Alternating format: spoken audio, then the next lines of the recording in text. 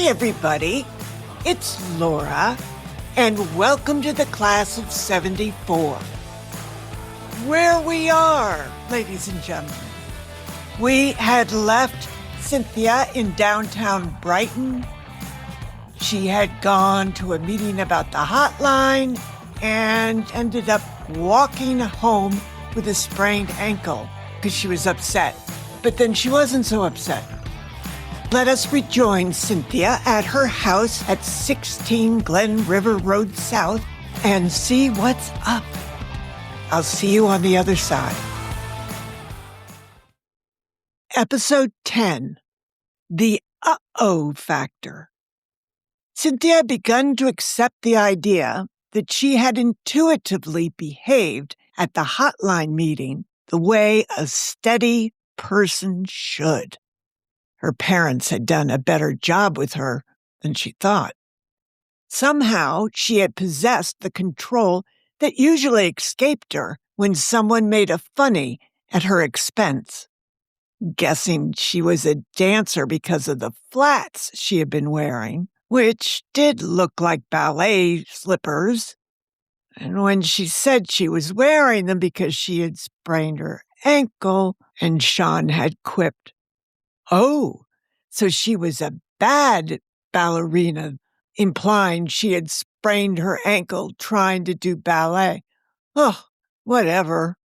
And she had not seethed with rage when Sean dismissed Cynthia as her name and insisted on calling her Cindy. It wasn't that Cynthia didn't like the name Cindy.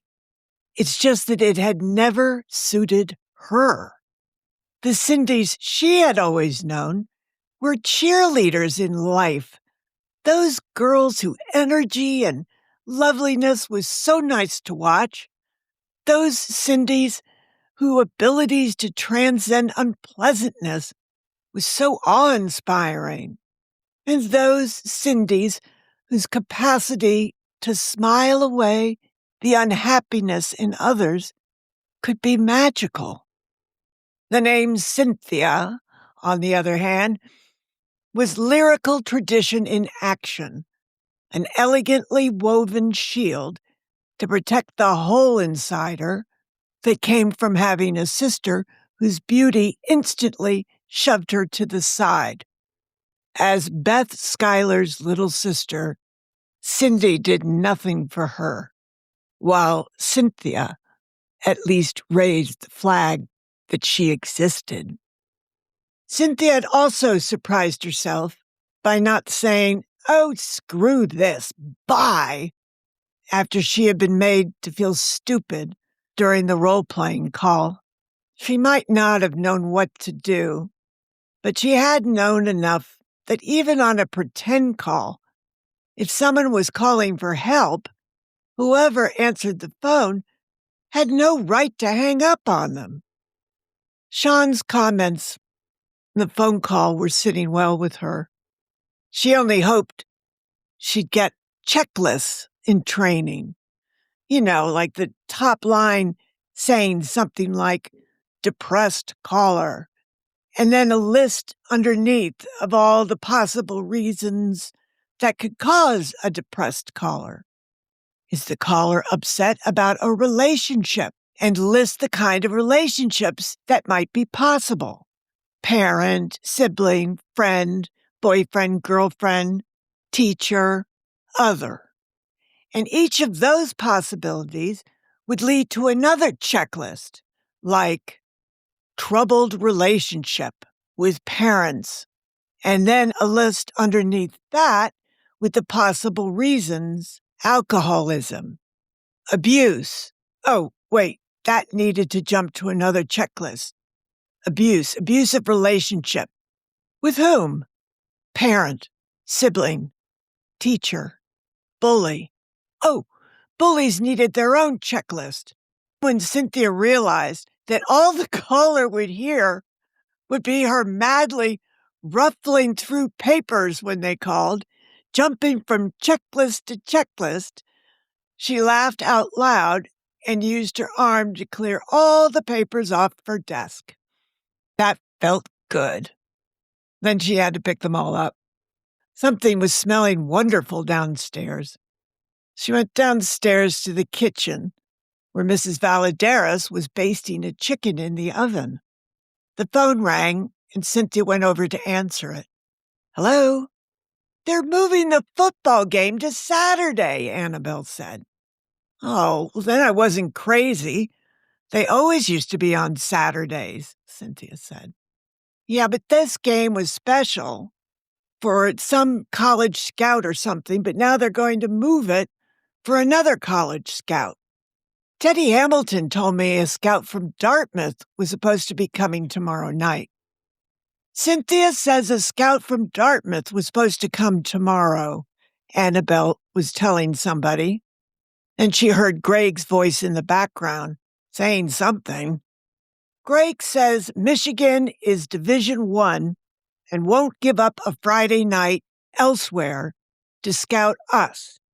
But they will come on Saturday. So the game's Saturday. Right.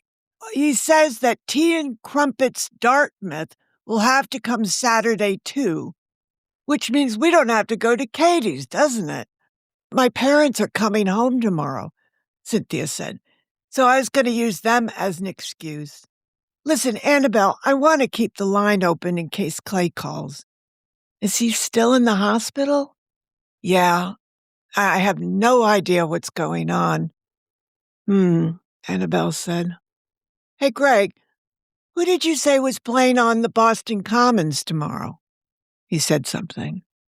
At 6? Who goes to a concert at 6 o'clock? Annabel, Cynthia said. Yeah, sorry, I just had an idea, but it won't work. So listen, I'll talk to you later. Are you going to call Katie? I wish you would, Annabel. Okay, I will. I'll think of something. And I'll back you up about your father coming home tomorrow, okay? Thanks. When they got off, Mimi came into the kitchen. Are we going to eat soon? We can eat right now if you wish, Mrs. Valadares said. I'll set up the TV trays, Mimi announced. It is my last night with you girls, so please don't, Mrs. Valadares said. Can we not dine like civilized people just this once? Mr. and Mrs. Schuyler are civilized, Mimi said. Of course they are, but I prepared a very nice meal, and I would like to watch you girls enjoy it. So, please, placate me. Mimi rolled her eyes. Guess what? Cynthia said. They're moving the football game to Saturday. Who cares? Mimi said. I don't like football. Cynthia laughed. Doesn't like you much either, Memes. I'd much rather go to a soccer game and watch Lincoln play. Fred thinks I might be able to get him for the fashion club, you know. I don't know, Mimi. Somehow I doubt that. Why? He'd be the coolest guy in Brighton. And I bet I could get my dad to give him some catalog work. Cynthia looked at her doubtful. I don't think I've ever seen a black model in a Tyler and Beck's ad. Have I? Then it's time, isn't it? I'm going to tell Daddy that. Mrs. V, do we know where my parents are yet? Yes, they're flying into New York tonight. From where? Nantucket Island. They helped Mrs. Everett close the house for the season. Well, that was nice of them, Mimi said. Uncle Arno must be there. Mr. Everett was not there, Mrs. V said. He took your cousin Lowell to the London School of Economics. Wow, Cynthia said, wondering if her brother would ever finish his last 12 credits at Columbia. She was getting the feeling he didn't want to, or he didn't care. Plan was supposed to be he would finish and then apply to law school, but his dallying around in Alaska had started worrying her parents. She wondered what he was up to. Really. And she wondered if maybe there was a girl mixed up in it. Okay, she told Ashet. I will feed you. Hang on. So she did. They ate a delicious chicken dinner. Cynthia took white meat, stuffing, and broccoli and poured gravy over all of it. Yum! Mrs. V had also made rolls, which Cynthia's mother never did. And there was raspberry sherbet, the container of which Mimi had to pull out of the freezer to prove to Cynthia it was sherbet. That sherbet rhymes with Herbert, Mimi laughed. Cynthia felt herself starting to bristle and stopped. Why was she like this? Why did she always react like this? Sherbet. Who cared? She did. She liked to be right. So, Mrs. V, listen, I have to watch the Dean Martin show tonight for school, Mimi said. At what time? Ted. Tusk, Mrs. V said. That's too late for a school night. Dean Martin, Cynthia asked, surprised. He was still a huge star and everything. But her mother no longer watched him. She said he had turned into a lounge lizard, whatever that was. Why do you have to watch that? To see what the Diggling sisters are doing. Senora Cordova thinks the fashion club should work up a song and dance number to raise money for the club, and maybe we'll get some ideas about costumes from them, too. Cynthia almost choked on her sherbet. Clearly, the fashion club was already going off its rocker. The Diggling sisters were these 4 beautiful, big-busted, high-kicking singers and dancers who wore these scanty little costumes. That was the Senora's idea for how the fashion club could raise money? Was she going to sing and high-kick in a skimpy little costume, too? Actually, she probably looked pretty good, but the Diggling sisters were a lot taller, Cynthia thought. Given what Mimi and Kathy were like, she thought it might be a lot safer if Mr. Watson just wrote the club a check. The telephone rang, and she jumped up, and then quickly sat down, looking across the table. May I please be excused, Mrs. Valadares, she said quickly. Mrs. V nodded. Boy, was Cynthia glad she didn't have to live with her all the time. She ran over to the phone. Hello? Long-distance call from Clay, an operator said. Will you accept the charges? Yes. There was a faint change in the tone on the line, and then, Cynthia? Clay, she cried. I'm sorry to call collect, but don't worry, it's fine. Oh, Clay, I can't believe it's you. Yay, it's Clay, Mimi said at the table. Tell him I said hi. And then Mimi went off on a very long message. But Cynthia sort of tuned out and moved away as Clay said, Really, though, Cynthia, I'm serious. Apologize to your father for doing that, will you? Tell him that I'll pay him back. Be calm and reassuring, she thought. She had written that down on one of her lists upstairs. I will tell him, but Clay, he'll only be glad I heard from you, that you felt well enough to call. He and Mom won't be home till tomorrow anyway. Where are they? She hesitated. She didn't want to do anything but buck up Clay's spirits.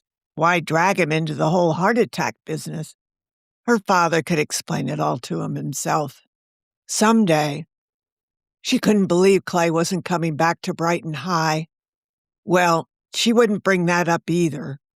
That's probably why he was calling, to break the news to her himself. Oh, she said, they just went down to Washington for some meeting. Some guy named Jerry Ford was talking about Nixon's price controls. Clay laughed a little. He was much quieter than his usual self, but the laugh was still wonderful to hear. Your mom went down for that? Cynthia laughed. It's so good to hear your voice. How do you feel? A little awful still, to be honest, but way better than yesterday. That's great. Mimi and Mrs. Valadares were carrying their dinners into the den. Cynthia heard the TV come on. Mimi got her way again. How did she do it? My whole arm's practically in a splint, Clay said. Immobilized is the key word. My arm is immobilized in a splint, and then it's hanging in a trapeze thing from the ceiling to keep my wrist elevated, and the nurses keep coming in to press one of my fingernails on that hand and make a note. Why? To check the circulation. It's a very delicate balance, what we're trying to do, to keep the circulation going, but at the same time keep things together so the nerve endings can find each other and reconnect. Oh, God, she wailed in her mind. But at least Clay said what we're trying to do, so he felt like he was on a team.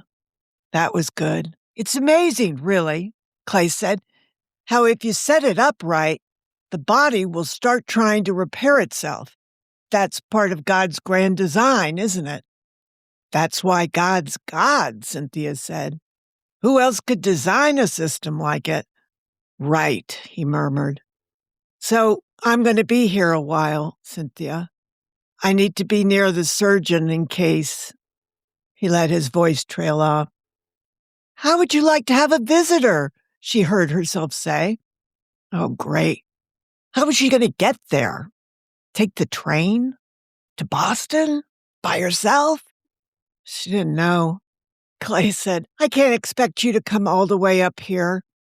But if I can find a way, I would love to see you, he said quickly. Then I will find a way, she told him, smiling. I'll come this weekend, okay? That would be wonderful, he said. I have to warn you, though, things are not so hot between my parents right now, so they may not be a lot of fun to meet. Oh, don't worry about that. She thought of the Whitakers when Evan was in Yale, New Haven. When we know around when I'll be there, you should tell your parents when. Give them the heads up, because they might want to go out and do something on their own. Like go to a movie or a museum, get a special meal. It might help. Mom's still upset, he said in a low voice. But now I'm glad Dad forced all this to happen. Cynthia, there's a chance now I might be able to play baseball this spring. She smiled instantly. That's how she would always visualize Clay, as she first saw him last year on the mound in the Babe Ruth playoffs. Oh, wouldn't that be great? Just think of it. All the beautiful nights outside. I'll have my license then, so I'll be able to come to all your games. How far is Andover anyway? Andover, he said. We never play Andover. We don't play any private schools. Uh-oh, she thought. He doesn't know. She knew his parents were sending Clay away to his father's alma mater, but he didn't. She needed to cover. Fast. Oh, I meant all those places in Massachusetts that like to host New England championships, because they're so beautiful. Because with you playing on the team, that's where you'll be going, to all the championships. That made just about 0 sense. I'll be happy just to play, he said. Then he added in a whisper, I think my mother's secretly happy about the surgery.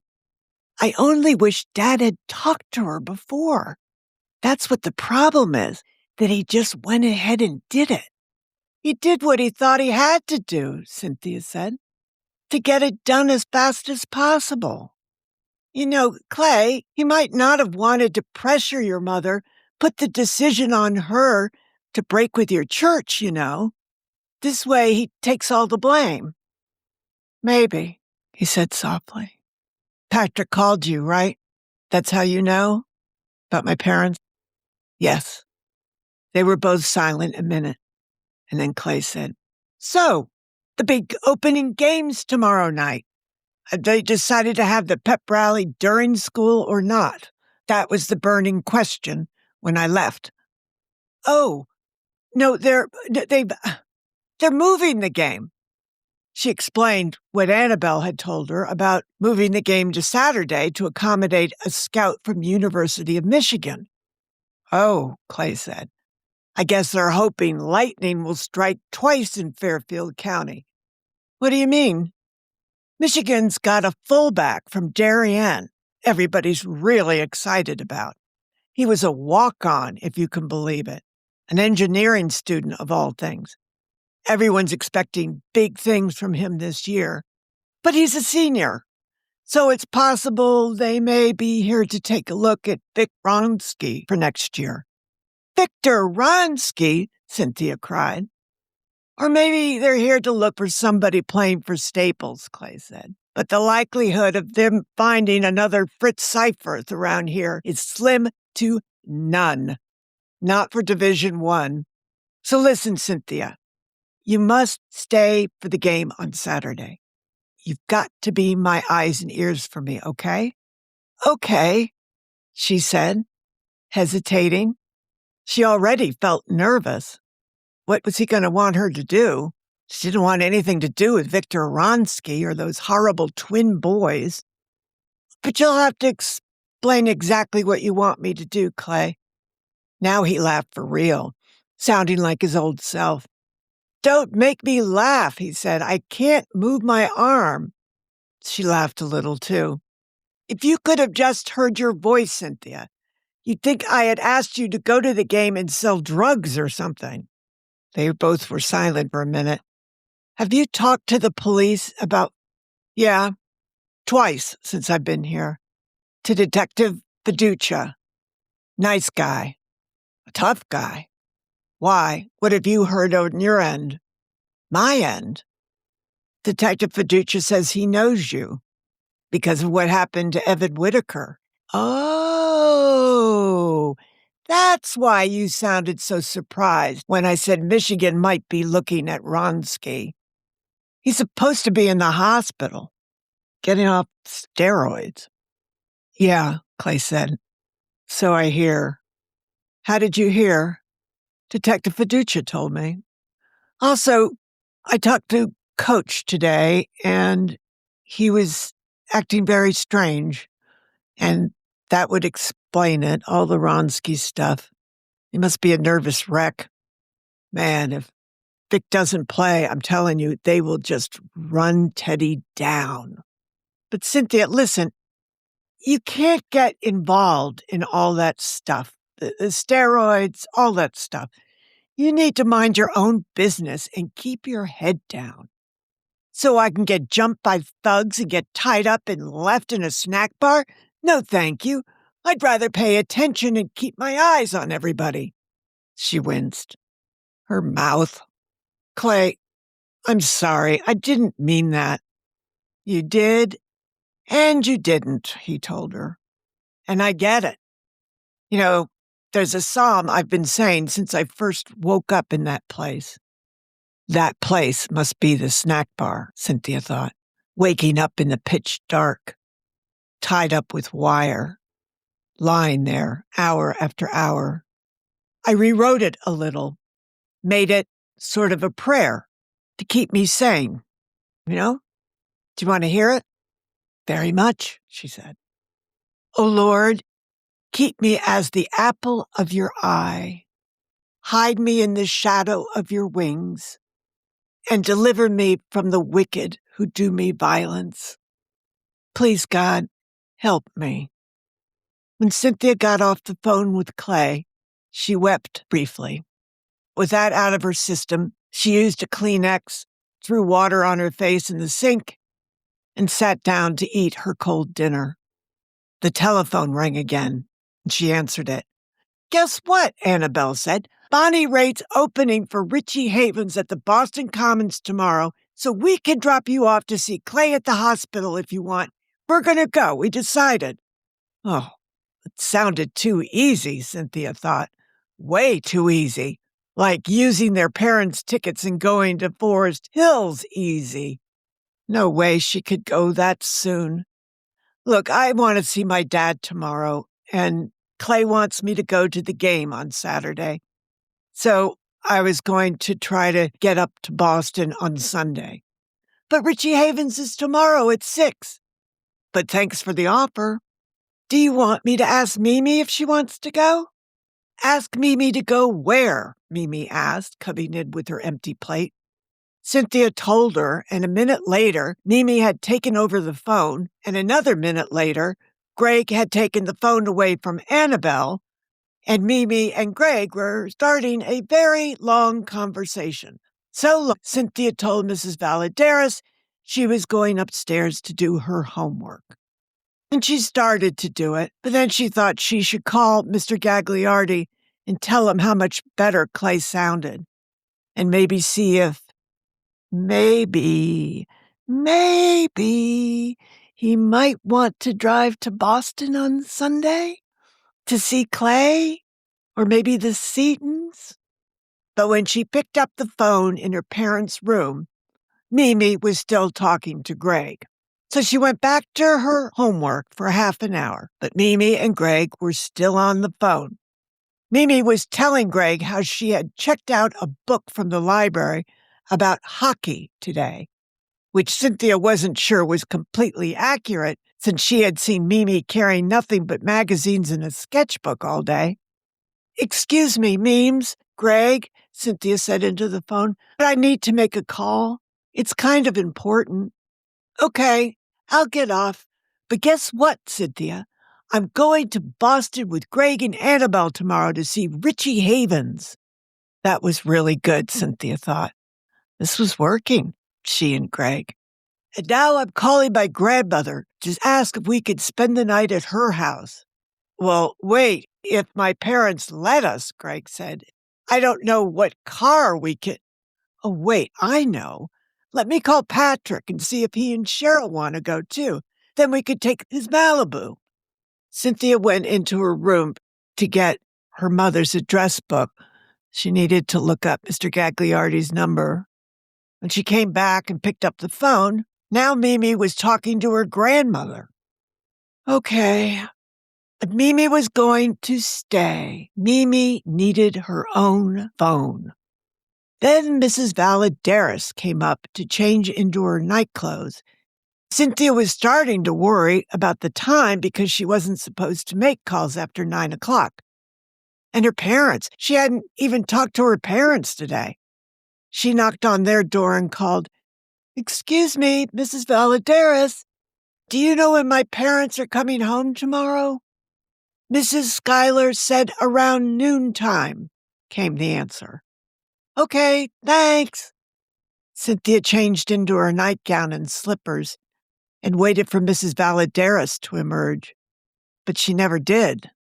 At 9:30, Cynthia went downstairs to call Mr. Gagliardi, and it sounded like she had awakened him, which she guessed is why her parents said it wasn't polite to call people after 9 o'clock.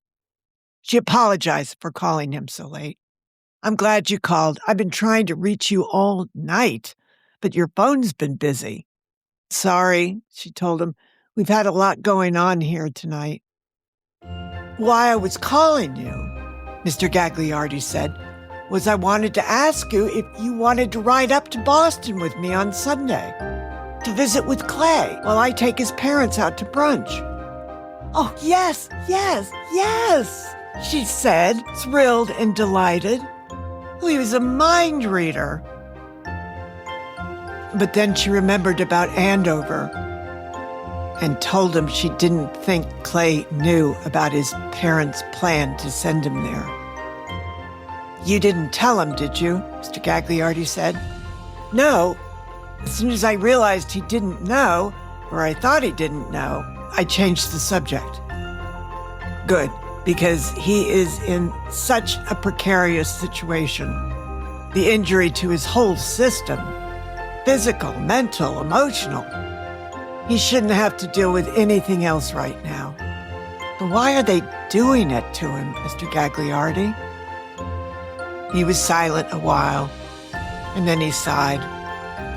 "It's not just him, Cynthia, because they're planning to send Patrick away as well."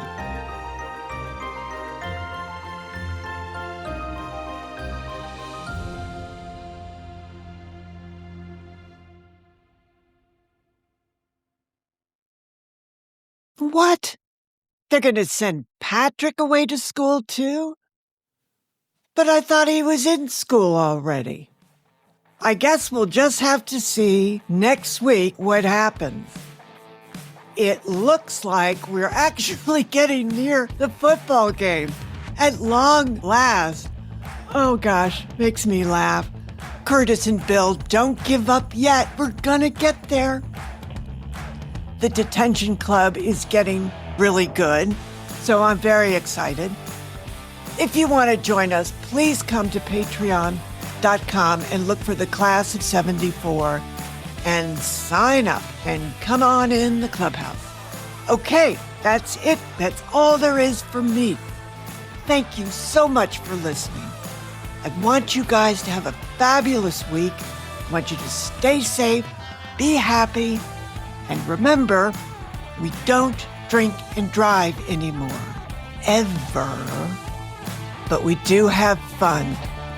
Take care. Bye-bye.